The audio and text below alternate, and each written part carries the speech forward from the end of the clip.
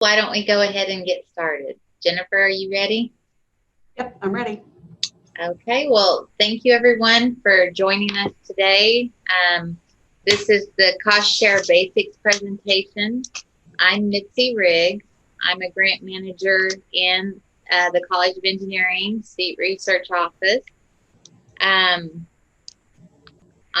have been at Oklahoma State University for 28 years now.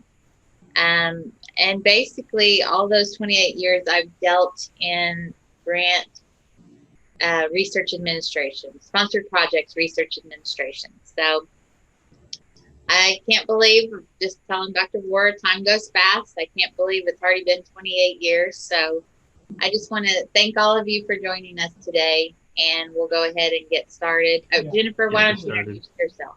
Yep, sure. I'm Jennifer Clausing. I've been at OSU for 26 years.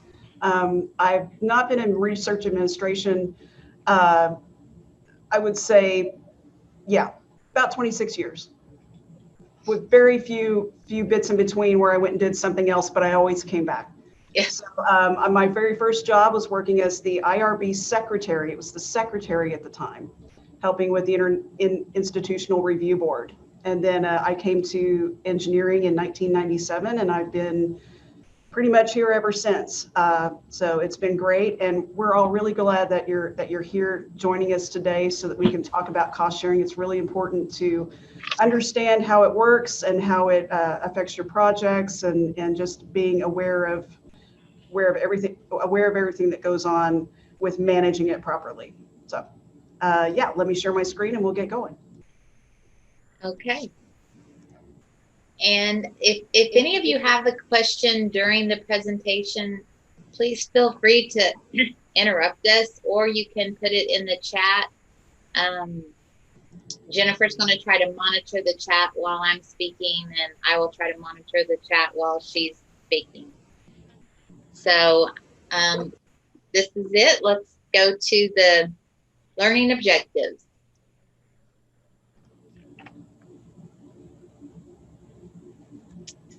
So the learning objectives today, we're going to define cost sharing, and we're going to then explain the types of cost sharing. We will look at some common sources of cost sharing, and then we'll outline the roles and responsibilities in proposing and spending that cost share. And then we have some tips on how to avoid unintended cost sharing. So some of you may say, well, why do I need to know this? Why do I need to learn about cost sharing? That's why I have you guys, right? But sometimes you could get in trouble.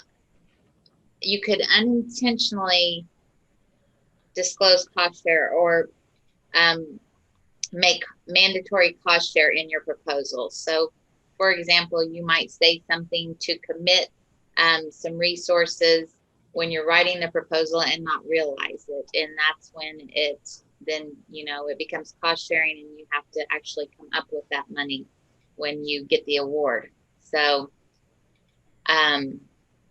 we want to understand the differences among the various cost share sources, and that's what we're going to learn. So next slide, please. Okay. How do you define cost sharing? Well, cost sharing is project costs that are not borne by the sponsor, but supported by contributions from the recipient and or third parties. So when we talk about sponsors, that means the federal agency that's going to give you the funds, or the state agency, or it could be a company or a foundation. And then OSU is the recipient. So we're the recipient, and you're the PI, you're representing us as the recipient. And then when we talk about third parties, that's a non-OSU entity that might also be collaborating with you on the proposal, and they might be bearing some of the cost of the project. So Another common term for cost sharing is matching. So you might hear that term matching instead of cost sharing. And matching usually means it's proportionate to the sponsor funds requested. So commonly we see one-to-one matching. One good example of a sponsor that requires one-to-one matching is OCAST. OCAST stands for the Oklahoma Center for the Advancement of Science and Technology, and that's a state of Oklahoma agency, and they require on their ORS projects, they require one-to-one cost share, so one-to-one matching. And that means for every dollar that they're going to give us, we have to also put in a dollar of our funds. So that's what one-to-one is. Other forms of cost share is the sponsor may request that you match 20% or cost share 20%. And when we say that, what that 20% means is of the total project cost.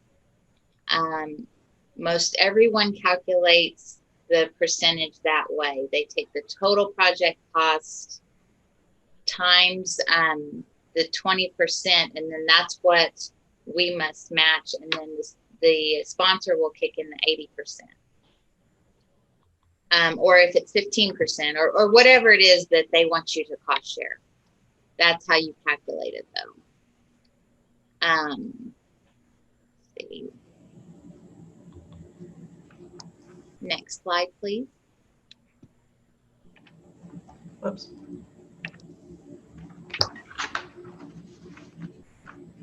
Okay, so let's talk about the types of cost sharing. There are two types of cost sharing. It's mandatory and voluntary. We're going to talk about mandatory first. So mandatory is required by the sponsor as a condition of the award, or the requirement is found in the request for proposal or request for assistance, or it's quantified in your proposal or proposal budget or proposal budget justification. So what that means is you've written in your proposal that you will, you've actually quantified that you will bear some of the costs, meaning maybe you said, I have this piece of equipment and we will use it 20% of the time for the project. So right there, when you go quantifying something in your proposal, that's when it becomes cost share. And it does become legally binding and reportable to the sponsor. And it's part of the auditable record, and it must be tracked by OSU. So that's mandatory cost sharing. Now we'll talk about voluntary cost sharing. So what characterizes voluntary cost sharing? Well, it's not a condition of the award, and it's not in the RFP, but let's say you've quantified it in the proposal. So you voluntarily said this in the proposal, and that's when you voluntarily cost shared, because the RFP didn't require that you put any cost share up, and it wasn't a condition of the award. So, but you did put it in your proposal. And so then if you quantified it, then it becomes voluntary cost sharing. However, the catch on that is that once you voluntarily did that and put it in there, then it becomes legally binding, and it essentially becomes mandatory upon the award. So it's no longer voluntary, and but it becomes mandatory, and we have to track it, and we have to report it back to the sponsor if necessary, and it becomes part of the auditable record. So, I was going to say something else about that. I lost it. So we will have to track it because it's mandatory and it's legally binding. Oh, I know what I was going to say about that. I just want to say that normally OSU does not allow voluntary cost share. That is a policy. We will not cost share unless the RFP or the sponsor requires cost share. So really, we shouldn't be putting that in our proposals or quantifying it if it's not really required. Okay, let's go to common sources of cost sharing.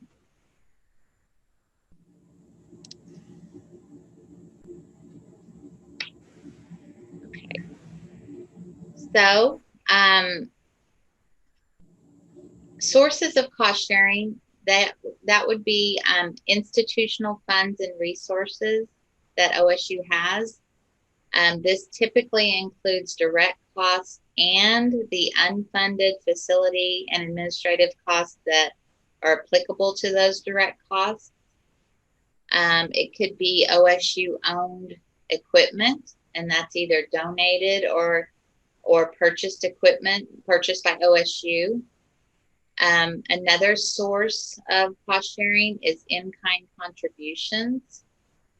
So that might be services or equipment or even real property that's either donated to the university or expended by the actual third party and then reported to OSU.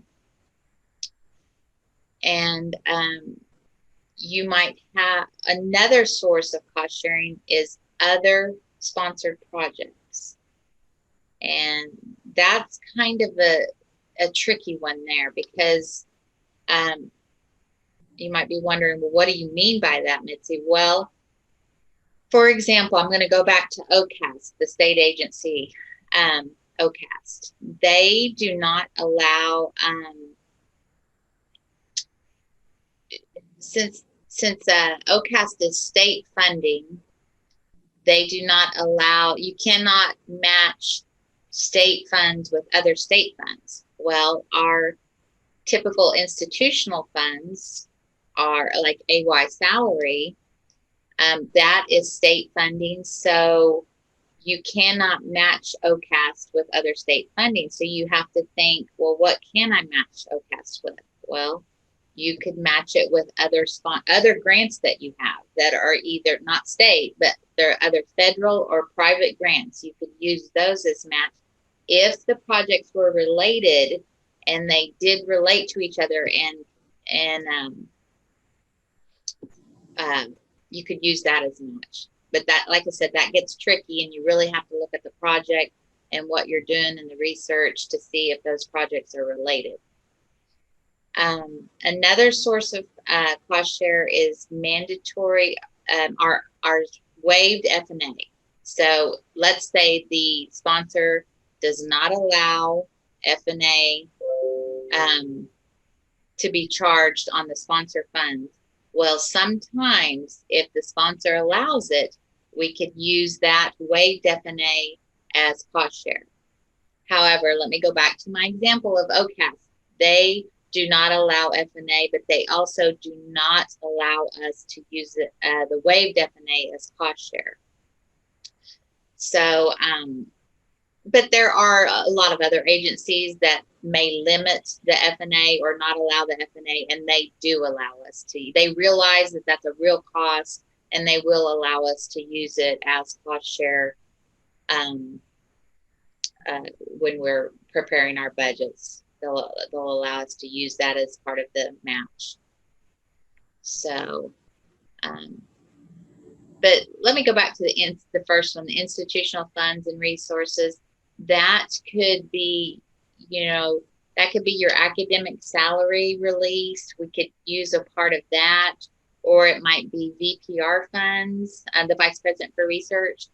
or there might be some departmental funds or actual college funds. Maybe the dean has promised you funds, and you could use that for your match. I wanted to elaborate a little bit more on that. So I'm going to turn it over now to Jennifer. Do y'all have any questions for me? Mitzi, I'm going to apologize real quick. My Zoom skills are shaky at best. I wasn't able to share my screen and monitor chat at the same time. So I apologize if anyone put anything in chat. I didn't catch it. I don't see anything in there. So okay, all right. But anybody have any questions that they'd like to ask? Okay. So what we're going to get into now is roles and responsibilities when you're proposing, and then when you're also spending cost share after you get your award. And so during the proposal part of the process, both the PIs and then CEAT research folks have roles and responsibilities like, and you share these, reviewing the sponsor cost share guidelines. These would be things that would be in the RFP or the BAA. And then identifying eligible cost share sources. So what's an eligible cost share source? Well, an eligible cost share source is allowed by the sponsor, and that would be explained in the RFP. It's available to spend during the official performance period of the grant or contract. So it has to be available at the same time that the grant or contract is active. And then Mitzi discussed this a little bit in a previous slide about, matching state funds to state funds. In the case of OCAST, it's not allowable. Generally speaking, you can't match like funds to like funds. Federal funds can't be matched by federal funds. State funds can't be matched by state funds. I say generally speaking because there's always going to be some odd program out there that might allow it to happen. I can't think of an example, but we always try to, it's always a possibility. But generally speaking, you can't match like sources to like sources because it's double dipping. PIs and CEAT research, you prepare your budgets and budget justifications that show the cost sharing. And then cost sharing during the proposal process needs to be approved by your department head, our associate dean for research, and in some cases by the vice president for research. And it kind of depends on the program when the vice president for research approval is needed. And then also during the proposal phase, when you're building that proposal, we're going to reach out. You're going to get letters of commitment that will express that they are willing, these folks are willing to provide cost sharing. In the cases of subawardees, your subcontractors who are providing cost sharing, and then maybe third parties. I'm thinking by third parties, I'm thinking of OCAST when there are industry partners that are involved that are providing matching funds that they're expending at their own organizations and then reporting to us. This is an example of the form that's filled out during the proposal phase to document internally here in CEAT where the cost sharing for a project is coming from. So you go through, you fill out who the applicant is. That would be the principal investigator, that'd be you, which department, the title of the project, the source of the funding. Is it coming from a department? Is it coming from the vice president? Maybe it's coming from a sponsored project. And then we document how much cost share and what the sources are, and then it's signed off. And so now we have a record, everyone's aware, like when, say, Mitzi gets, the project is funded and Mitzi gets it, or I get it, or one of our colleagues gets it, other grant manager colleagues gets this. We see this and we can go, okay, we know where the cost sharing is supposed to be provided from, and that helps us with getting your awards set up when they arrive. So at the award stage, your project's been proposed, it's been funded. when we start setting your award up, us grant managers, we're going to look at the budgets that were routed with the proposal and approved by the sponsor. And in the case of cost sharing coming from an institutional source, we're going to get a fund number assigned just for that cost share for tracking reasons. And we do this to make it easier to track and report to the sponsor. It means automatic information gathering. So maybe the funding is coming from a big departmental account, but it's easier to pull that money out and put it in its own little fund number, as opposed to trying to go find it and track it and pull that information out from the larger department. It makes it, otherwise it's manual tracking and you run the risk of double counting match. So that's why we typically set up separate fund numbers for institutional cost sharing provided from institutional sources like your department, or the dean's office or the vice president's office. Once we do that, we'll send award information and budget information out to you and to your departmental financial staff. And then if you've got a sub-award that's providing cost share, or a third party like those industry folks that I mentioned for OCAST, we'll let them know that there are cost share requirements that need to be met. Generally, when you're working with sub-awardees, subcontractors, it's on the agreement. It says, this is the cost share you're providing. For our third parties, we may reach out to them through email, or maybe you'll connect us with them. We'll say, okay, we've gotten this new award. You had given us a letter of commitment indicating you're going to provide this kind of in-kind cost sharing, and this is how we're going to document it. And then while the award's going on, we're going to assist with getting this cost share documentation from these subawardees and from these third-party contributors, so that we can track it and report it here at the university.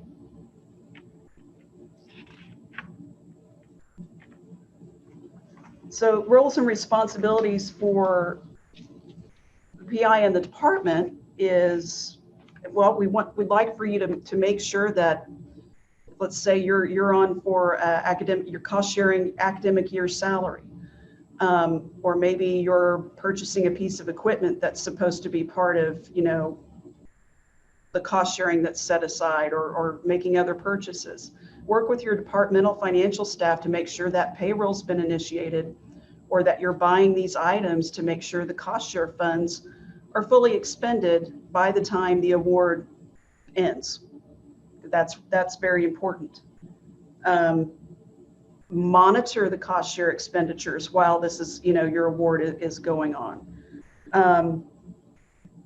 By monitoring, you're making sure that the funds are being expended properly, particularly consistent with the rules for expending the sponsor funds. Cost share funds are spent according to the same rules that govern the primary grant that they're cost sharing.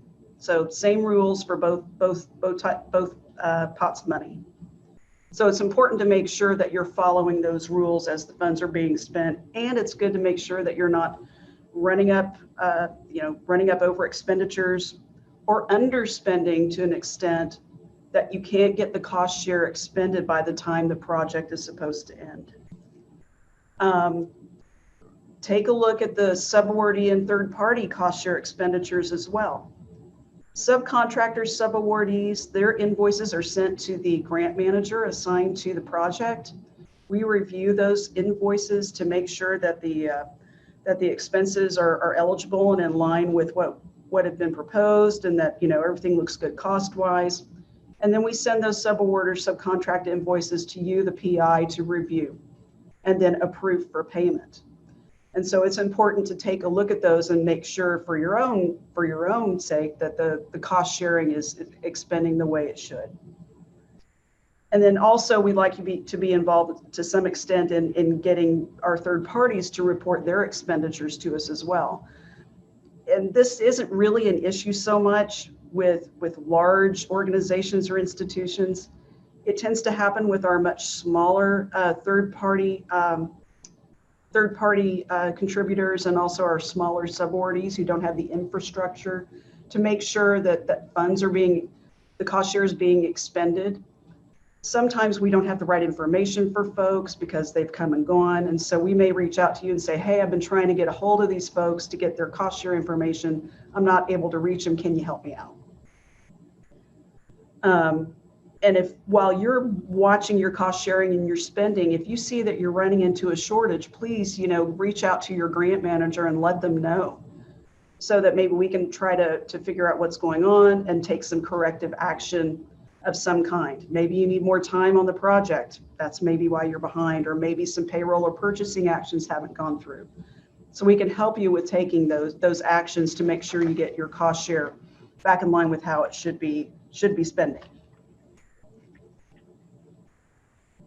Any questions? Yeah, I have one. Shoot. So what happens if we're short and we don't meet all our amounts? If that happens, and we hope it doesn't, hang on just a second.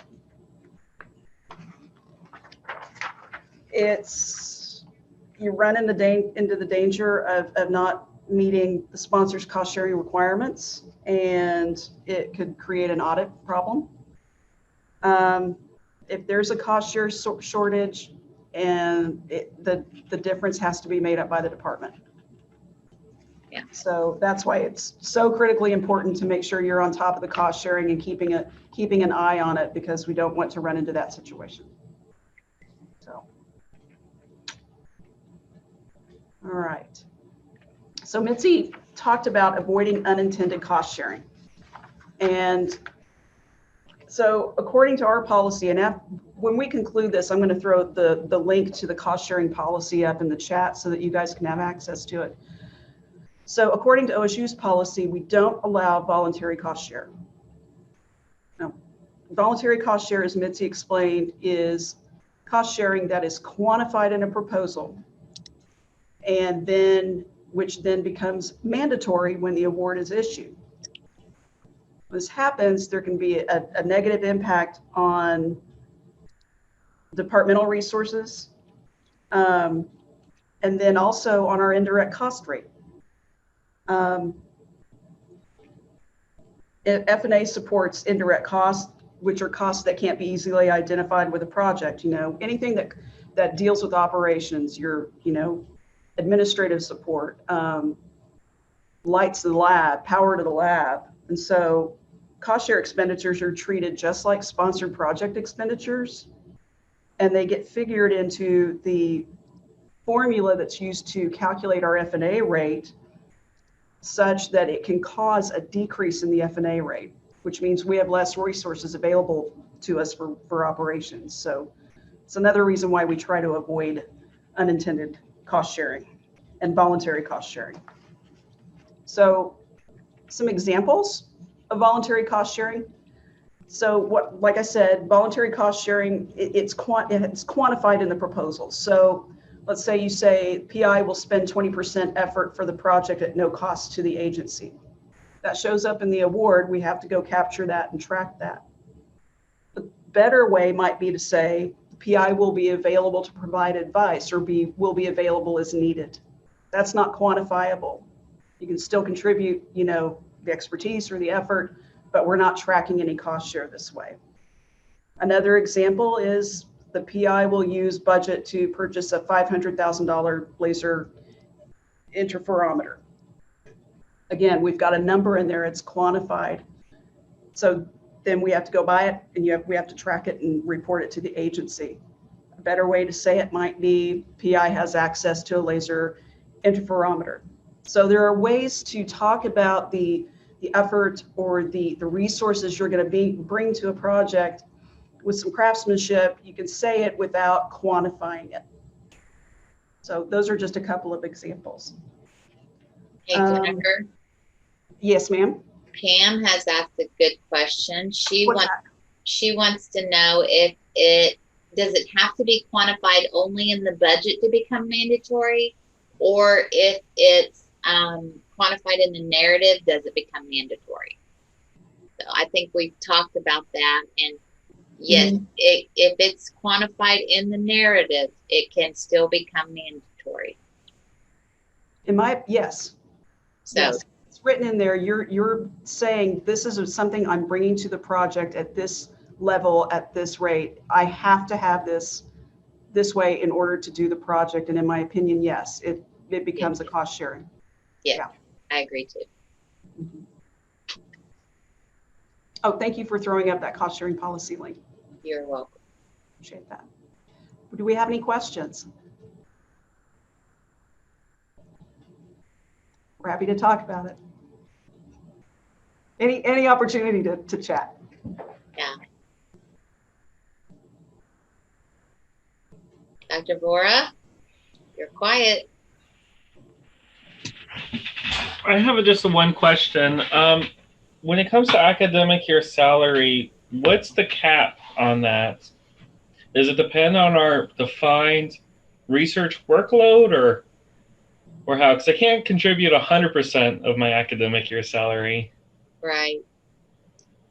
So previously we had been told that it was your portion of the way your pay was. For example, if you were split 75-25, meaning 75% was you were being paid to teach and 25% was what you were paid to do your research. But recently, in the past couple of years, Jean Kerr-Hunter, our fiscal officer, has said that we could go over that didn't matter. Now, obviously, like you said, we can't do 100%, but we have went as much as 30 to 32, 35% of some faculty members' salary to get the cost share. So really, we would probably like to answer that on a case-by-case basis. But I would say 25% for sure.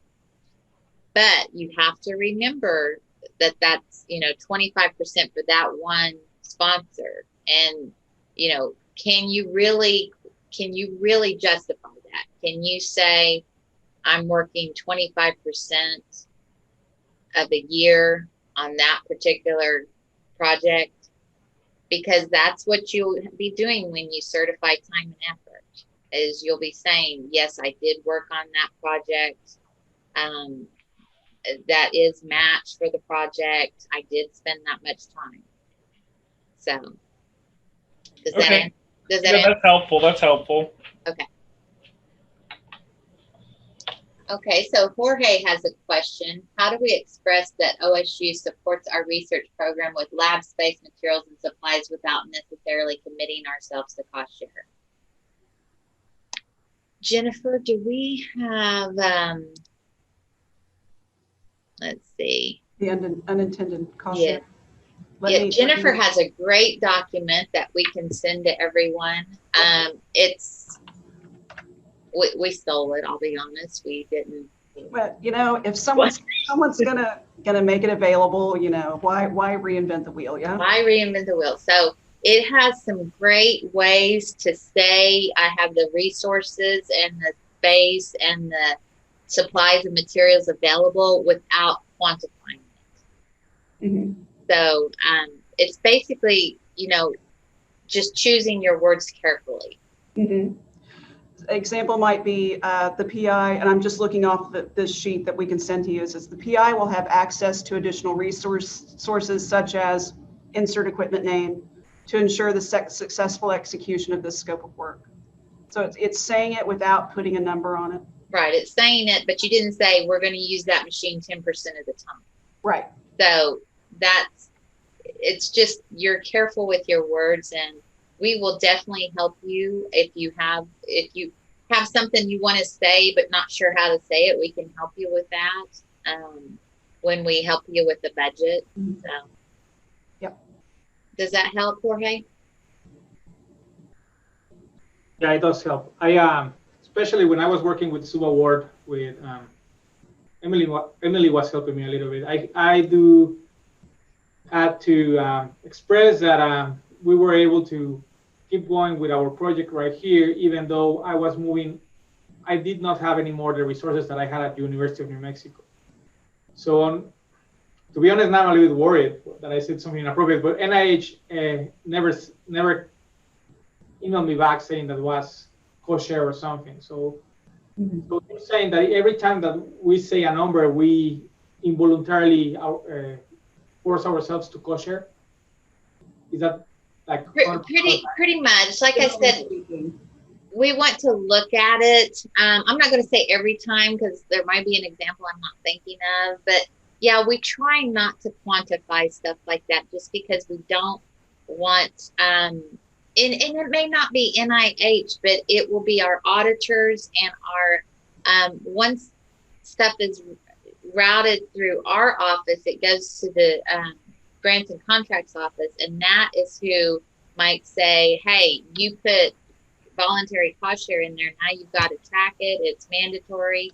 Otherwise, the auditors will, find it later when they're auditing, and we'll have to come up with it. So, it's not going to be NIH saying, "Hey, Jorge, I see that you voluntarily cost shared." It's going to be our folks here probably that are going to catch us on that. So, but we can help you write your justifications and write things so that you don't quantify stuff. So. Okay, thank you. Sure. I have one question. Missy and Jennifer, you guys covered a lot. So thank you for so much. And 25 plus years of experience, I think is a wisdom for us, right? Whatever you say is like, I know what is. So we are glad that you guys are there. Second thing is, I have two projects, DOE as well as OCOST, and I came across lots of cost share issues, and I will say not good way, but the painful way to find out the good thing. So yeah, good thing. But say example now, how much time we need to have to discuss with the department, maybe CEAT, maybe VP of Research Office, to find out the cost share and everything. Like what is a good time so that I know I back calculate my proposal time and then start working on it. I know it is not like a 1 week deadline and I start cost share, right? Right. Well, it needs to be early. Now, if it's just your standard AY release and you have it available, it's going to be easy, simple. Mm-hmm. But if you're wanting to cost share some equipment or something else that might be a little more difficult, then you need to start pretty early. And I don't know if I can give you a time frame. No. Maybe Emily can. I see her over there. Emily, what do you think? What I would say is that it is never too early to start thinking about it, because what happens a lot, especially if, like Mitzi said, if you're using AY salary, that's pretty easy for us to put together, and we don't have to worry about, getting letters of commitments or getting budgets from different, sources. But if you're using a third party or an outside kind of contributor to cost share, and it's going to take some time to iron out exactly what they're going to offer and what we're going to need and whether we can use it, it's never too early. So what I would say is the first time that you see your, because we say we want 2 weeks to work on a proposal, just a normal proposal, no matter what. I would say that the first time that you get in your hands a solicitation that's going to require cost share, reach out to one of us and be like, hey, I've got this thing and it requires cost share. I'm thinking of using these items or these sources. Is this going to be okay? And what am I going to need? So I don't know how, because I'm not a professor. I don't know when you guys start to when you start to get solicitations. I understand sometimes they can be short term, but when you start to think about it, send us a little ping, whether that's a month in advance, 2 months in advance or something. There's never too early a time. I don't know, Jennifer and Mitzi, does that sound like a fair kind of assessment? Yes, I'm sorry to call on you, but I couldn't even remember how far in advance you wanted just a normal proposal. So I'm like, oh gosh, I'm not prepared for this question. I think our standard canned response for anything research administration related, it depends. There you go. Fits in this situation every single time. So it really depends on the circumstances, the RFP, it's the type of cost sharing. So that's why we say earlier is better. And Dr. Ward, you also never know who's going to be on campus. Like if we're dealing with the VPR, maybe they're out of the office. You know, here we are, we're coming up on the holidays. So I'm wondering, you know, it all depends on, you know, what time of year. You handled this DOE project for many, many years. So Yeah. You are there, so I don't have to worry about much. But I'm suspecting that we get the RFE in month of Jan or Feb, and then maybe it's due by April or March. So like we have 2 months of a time to finish it off. And you know how complex that it is. Like cost share is 20%, but there are lots of things we count as a cost share because the total cost is around 1.8 million or $2 million. So right. And you, if you'll have a sub again, if you're going to sub to Wichita State or, you know, somebody else, then all that requires extra time too, because we need their documents. They're going to have to cost share. So yes, we need to start early on that. So as Emily said, I will, as soon as I hear, I will start pinging you guys and let's work as a team and finish it off, right? Yeah. So thank you. I think we are a team here. Emily even answered when I called on her. So I worked with Emily before. I know she is really helpful too. So thank you. Yeah. Anybody else? Yeah.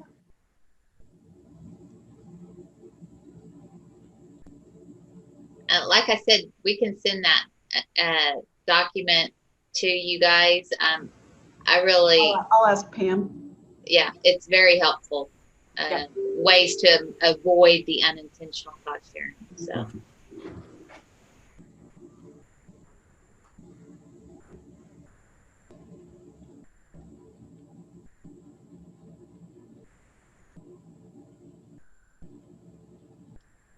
No one else? No one? Well, we're always here, all of us here at CEAT Research. Anytime you have a question, shoot us an email or give us a call. We're happy to answer any questions you have at any time. So yeah, just ask. Yeah. Yep. Thanks for joining us today. Yep. Thank you, guys. Thank you so much. Have a nice day. Bye-bye.